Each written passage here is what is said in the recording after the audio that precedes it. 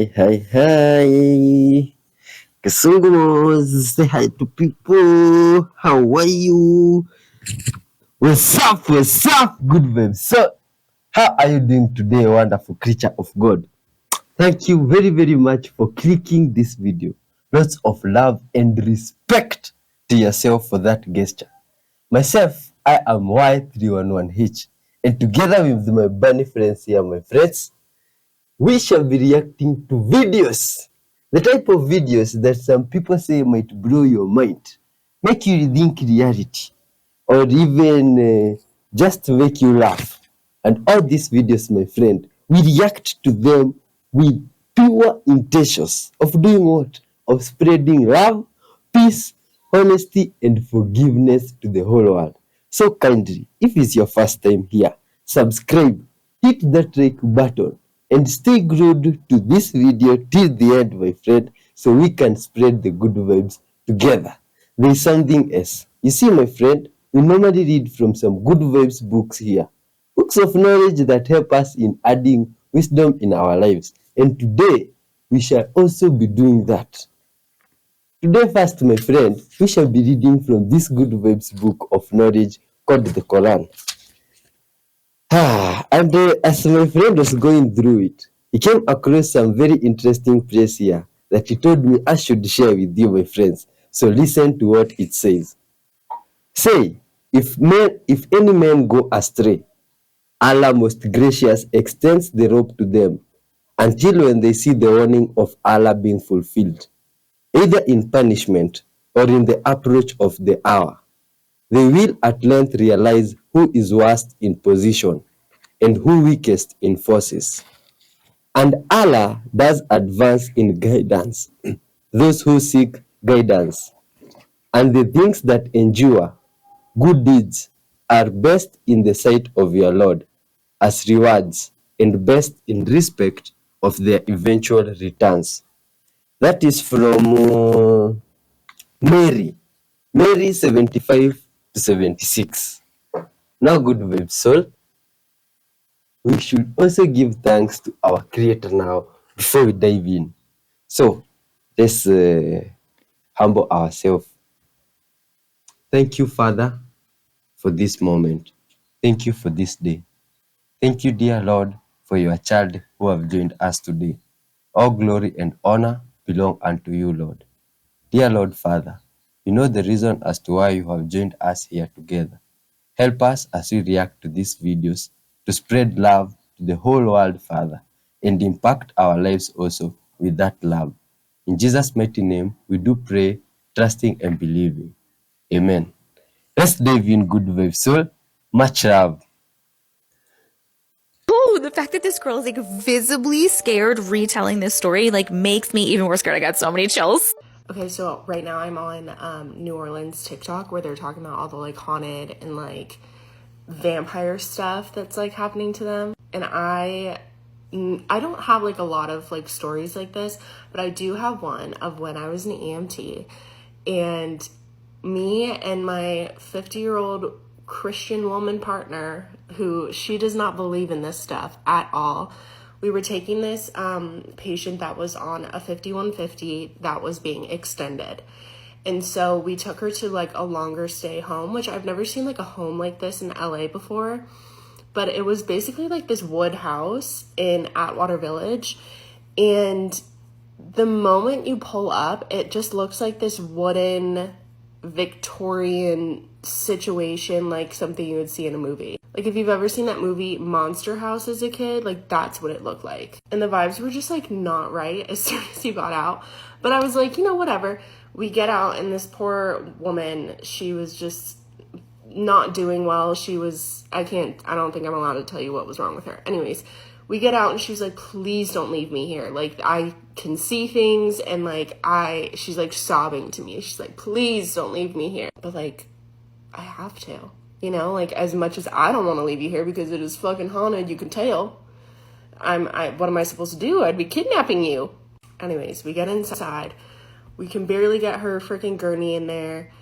And we're taking her up to the room. The whole time she's just sobbing, this poor girl. And my partner just kind of attributed that to that obviously she didn't want to be in another mental health institution, but so we took her there, they did her vitals, they took her to the room and whatever, we were all done. We get in this elevator. And I'm like nervous laughing just thinking about it. We like condense our little gurney and we close the elevator and it says 3, 2, 1, and those are the only buttons. So we click 1 and we stop at 1, the doors don't open, and then it just keeps going down. And I'm like, what the fuck? And the doors open, pitch black. It's pitch black. This is obviously the basement, right? It's pitch black, and you can't really hear anything except like this growling, and not like that, but like growling of like a machine or something. And it's just like really eerie, and the vibes, the energy was just sucked out. Like it's like negative energy. I'm pushing the button and she's looking at me like, Hannah, please push the button. And I was like, I'm trying, like, and I'm pushing 1, I'm pushing 2, I'm pushing everything just so we could go up. And I'm not even shitting you when I say this. I say this with my whole heart. This is the scariest thing that's ever happened to me. We heard footsteps. Slow footsteps. Like a heeled man's shoe walking from the back of the room to the front of the room, but it's pitch black. You can't see anything. Slow footsteps. And she looks at me and I was like, and we're both pushing buttons. We're pushing the emergency button. We're trying to manually close it because something was wrong. They are about to like come in the elevator light. The footsteps are about to come in the elevator light. And finally it closes. We go back up to 1. And she is like pooping her pants. I am like shaken to the core. And we look at the security guard and I'm like, there is something wrong with your elevator. It took us to the basement. He said, we don't have a basement here, ma'am.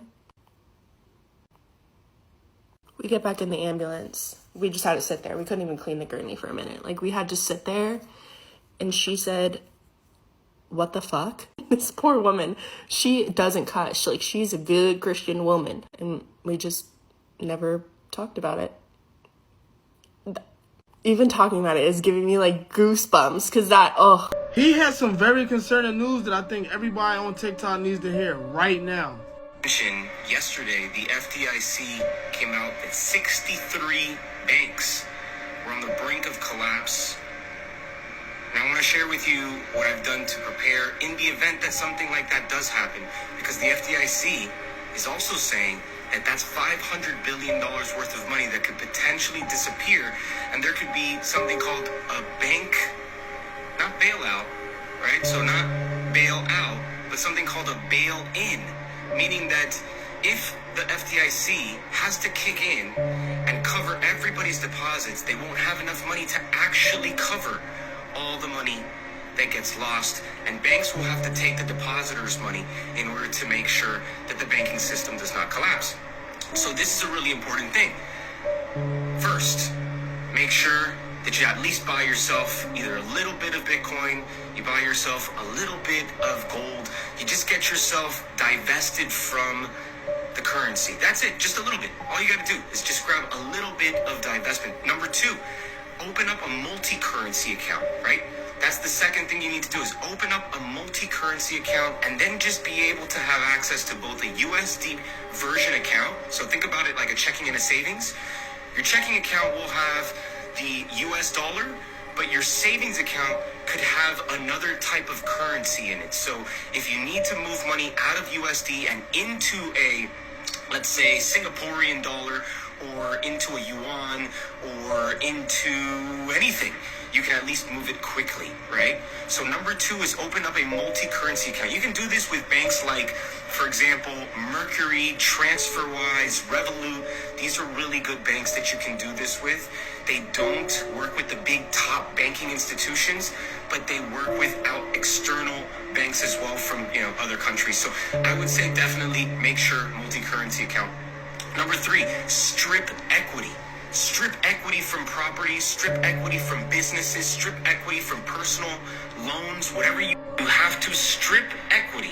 And the reason why is because back in 2008, when anybody had equity in any of their properties, if they had home equity lines of credits, or if you didn't take out a home equity line of credit on your property, banks, if they were on the verge of collapse, what they did was they closed all the lines of credit that were open on real estate, and you weren't able to tap into those lines of credit. So try to tap as much equity as you can and rotate it either into a divested currency, put it into Bitcoin, put it into stocks, put it into something that will be a hedge against any type of dollar dilution situation.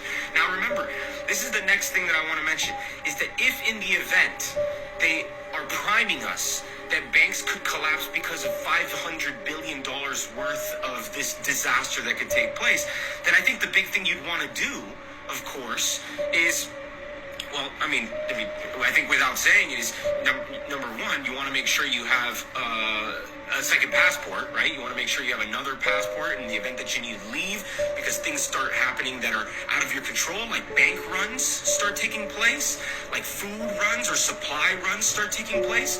Remember, one of the biggest things that takes place, if you don't remember, during something that just recently happened, was that paper, right? Toilet paper and food and water, those things people start putting a price and value on. And before you know it, you have antibacterial and you have toilet paper and all types of things becoming really, really valuable overnight.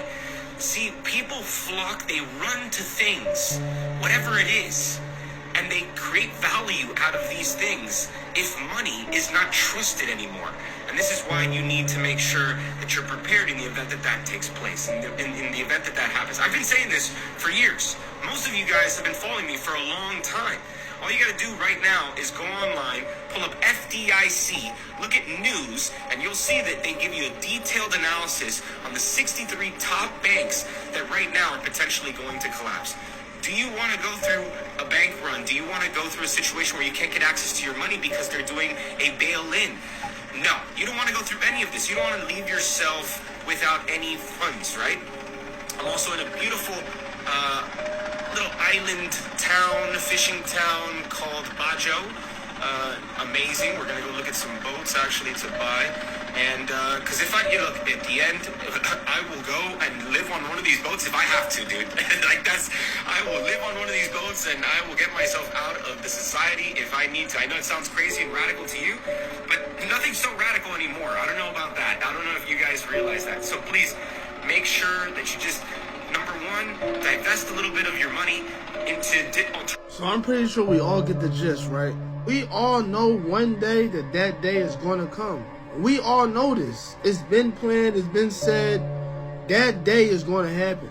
Now, y'all my followers, y'all know I've been telling y'all, yo, crypto, bro, like, something's going to happen one day and you might as well just be prepared. That's it and that's all, y'all. And wake up! Oh my god. Do you guys know the Appalachian Mountains? There's just creepy stuff that goes on there. Because, my friend, most of the things you see here, yeah, and some people believe they are from those places, they are weird. Like this creature here. My god, looks like a chicken that has been removed feathers, but now a big one. And this deer here, is it a skinwalker or some Windigo transformation? I don't even know what Windigo transformation is myself. But this one, Height does not. Oh my god. Oh my god.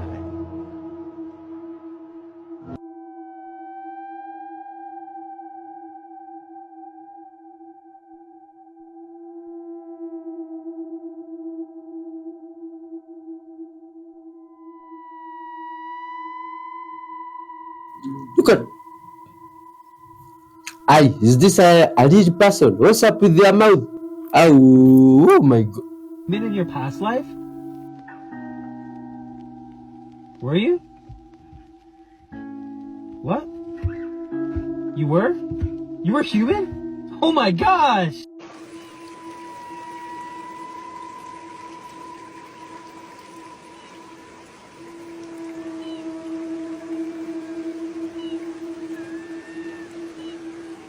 Humming can humming create nitric oxide in the body?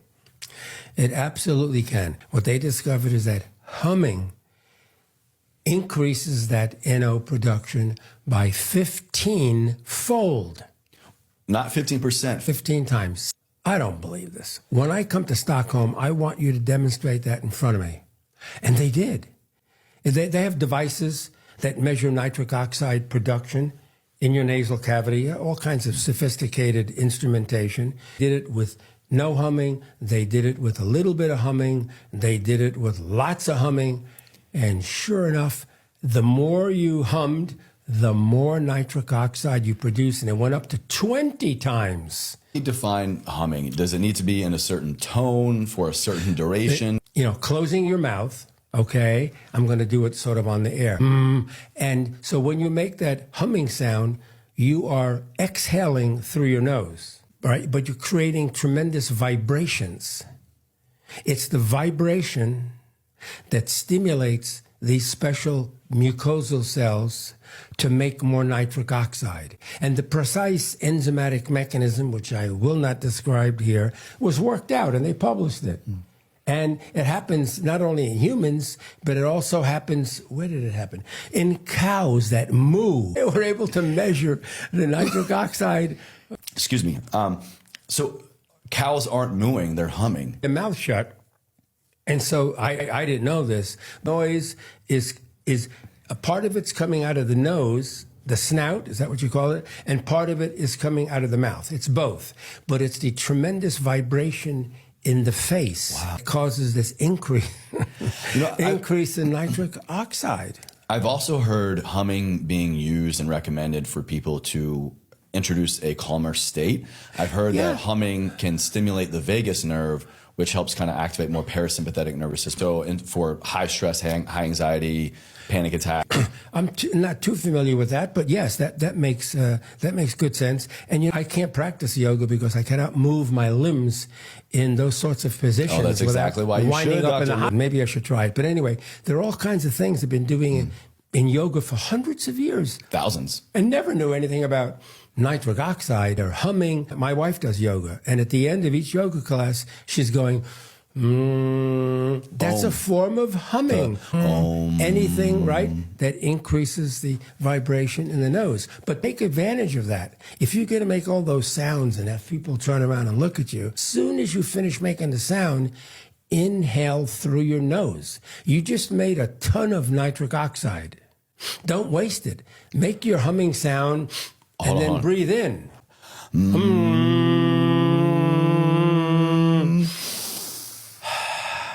Breathe out through your nose. You're going to drive the nitric oxide out of your nose.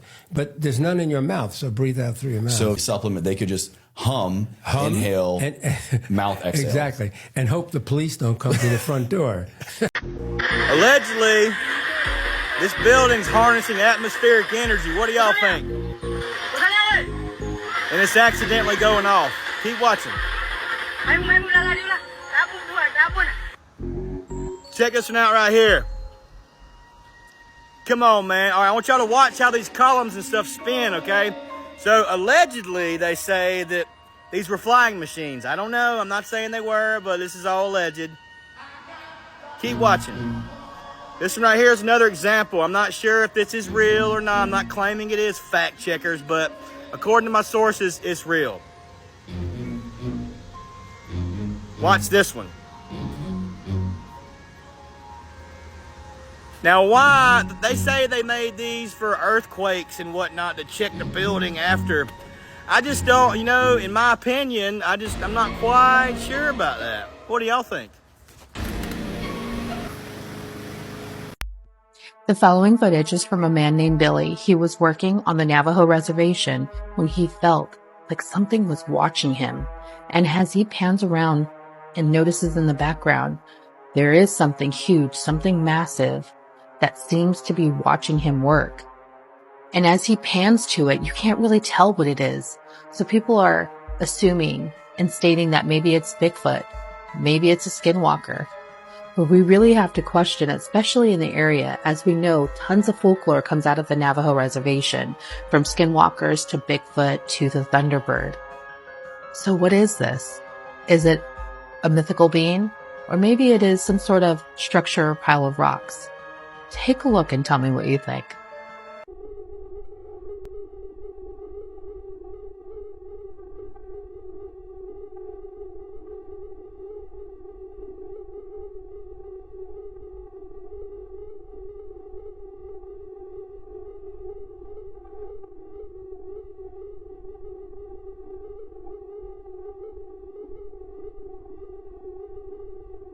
These are 10 pens that were ahead of their time. This machine gun-like pen came out in 1987. You twist the pen and let gravity do its thing to switch around and advance the pen. The Zoom 707 also came out in 1987 and was one of the slimmest pens available. The pen advances uniquely and has a beautiful timeless design. The Tombow Airpress includes a unique mechanic that pressurizes the ink, allowing you to write upside down or in water. The friction pens were revolutionary for their erasable ink that took advantage of the heat of friction. Some competitors came along the way, but no other pen does it better than the frictions. The Hitech C025 is one of the thinnest ballpoint pens that's still available today. Not only is it impressive to create an extremely thin pen tip, but the newly developed ink has particles that are 1/billionth of a meter, achieving a smooth writing experience. The Jetstream Edge is another thin pen that broke the world record as the thinnest oil-based ballpoint pen. At 0.28 millimeters, it's impressively smooth and has a modern, sleek design. The Sarasa Dry was released in 2016 as an extremely fast-drying pen, perfect for left-handed writers. Odo developed the world's first water-based ballpoint pen in the 1960s, and the CR01 is the pinnacle of its innovation, being one of the smoothest ballpoint pens available. The Pento Pulamon has a strange-looking pen tip. When the pen was released in the 1970s, fountain pens were expensive, and the Pulamon was a much affordable option for artists and illustrators to express their creativity. Finally, the Uniball 1P won the Stationery Design Award in Japan for its chubby, portable form. The ink included in the pen won the Guinness World Record as the blackest gel ink pen. When you wake up to the lies of the world and realize that everything's a lie, it causes you to question things, even like water spouts. See, I captured my very first water spout today since moving to the Florida area. And while it might not be as dramatic as that first one I showed, it was something out of a sci-fi book. And when you look deeper into what's been found around these water spouts, it should cause you to question what they actually are as well, because there is loads of evidence that when these water spouts are formed, oftentimes UFOs are spotted around them. Especially in 1994, when over 300 people saw UFOs over Lake Michigan sucking water up into them. And when you find evidence of these spouts not over water, but literally seeming to have something being pulled up into it, Big Bang and evolved from monkeys. Of course, this is all for entertainment purposes. I know this is a weather phenomenon that happens just when there's UFOs around. Entertainment only, of course. A hologram failure. Look at this. This looks like English people. English people, do you know who this is? Look at her eyes. What's going on? Oh my God. When this was not a real person. Hey, it's unbelievable stuff. My friend, hologram is what? It's those things for projectors. Or what's going on here? It's the person's face, not if doing the right. My God, English people. Is this normal? Here, I'm having difficulties to understand what's going on. Is a real person with the glitches on their face, or is a machine that is working and it has gotten some glitches? What's going on here? It's hard to understand. Look at the eyes of this person or machine. Oh, English people, what are you doing to people now? What's going on? Oh. Okay, this is getting creepy. We're now finding out that a doomsday fish washed up dead in San Diego just 2 days before California was rattled by that 4.6 magnitude earthquake. I mean, come on. Now for anyone that doesn't know, we've spoken about this before, but according to Japanese mythology, the oarfish, which is very rarely seen by humans because they swim at depths of roughly 200 to 1,000 meters, well, is said to intentionally rise to the surface and beach themselves ahead of an impending earthquake. Hence the name. And I made a video earlier this year when one was spotted before the Japan earthquake, and now again for this one. So, Now remember, there is no scientific evidence that has proven a correlation between them washing up and earthquakes. So as of right now, all we can say is just it's a freaky, freaky coincidence. Oh yeah, look at this. This is cool. There's the spaceship. You see it? It's right there. Yes, it is. I guarantee it, Veronica. Look at it. No, that's what me. Look at it. So this was a woman that said this something had took her dogs or took her animals, and she put a trail cam in the backyard and got this image. Oh boy.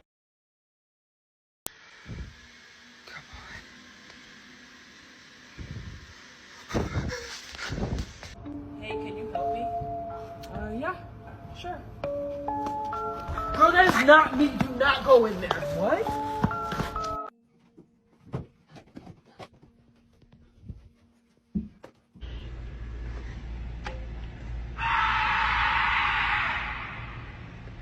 I walk around, I look at his face, and he has no eyes. They're black. I say, hey man, you do you, dog. Yeah, I went back to work. But mind you, this dude had no eyes. I'm telling you. Look at this fool. Yeah, I'm good. Do your thing, bruh.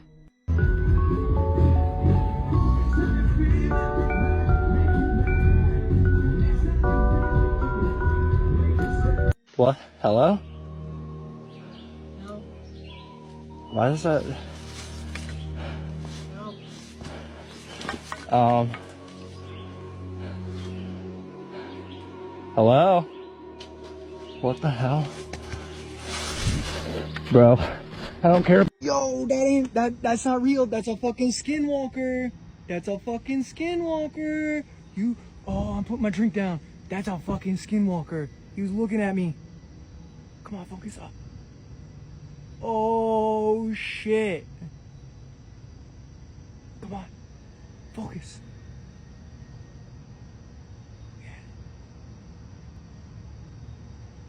That's a fucking skinwalker. The Arctic Circle is a wall of ice because Antarctica was frozen intentionally.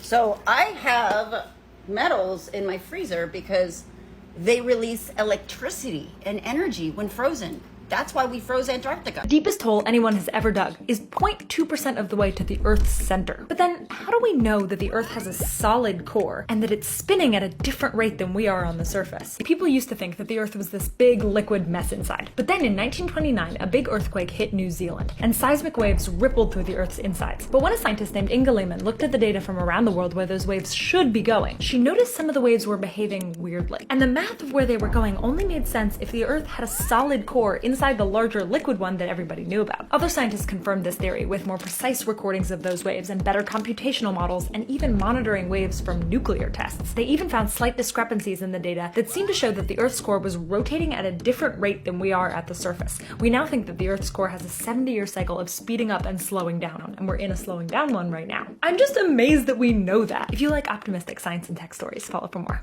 This person is getting at something extremely important for AI, and I want to cover this because if you're using ChatGPT, you need to know how to use it correctly in order to get the most value out of it. In my last video, I talked about how you can use a RAG pipeline or retrieval augmented generation pipeline to get answers out of an LLM that are specific to your use case, like very knowledgeable about your information, and also that will hallucinate a lot less. If you want to do this in ChatGPT, you can, but don't be fooled because there's two places where you can upload a document into ChatGPT. The first place is probably the place that we're all the most familiar with, which is when you're starting a new chat and you tap this little paperclip icon in the bottom and you can upload a document directly into the chat. And this is definitely the easiest way to do it, but this is not RAG.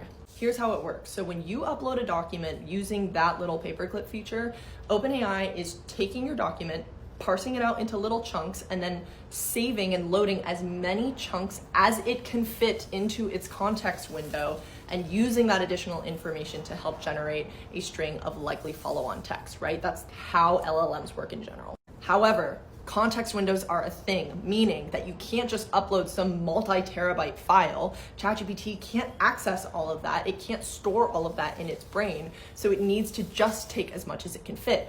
It will only take as much as it can fit, and it will not warn you that it has not taken the entire document. So if you upload a book, it might only take chapter 1, and you're gonna be thinking that you're getting responses that are about the entire book. You're not. You're just getting responses after ChatGPT has read and remembered the first chapter. Remember, RAG is different because it can take an entire database, a huge set of data, and perform an entire search across the entire thing to say, this is the part of the database that is most relevant to generating a proper response for my user, and it's only going to use that particular point. But when you upload a document directly into the conversation, it's not performing a search to say, okay, of this massive PDF, let me grab the piece that's most relevant for my user. There's no search happening. It's just taking as much as it can fit off the top. Also, this is obvious, but the document is only relevant for that one chat, which makes it annoying because then you have to keep uploading it every time. However, there's a second place where you can upload files into ChatGPT. And if you've ever created your own custom GPT, you'll know exactly where I'm going with this. So when you create a custom GPT on OpenAI,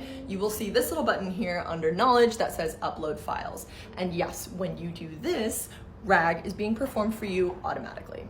This makes this pretty much the fastest way to spin up and start playing around with a RAG pipeline. Just create a new custom GPT, upload some relevant information for you or your business, and then start chatting with that GPT and see if it's pulling in relevant information based on what you uploaded.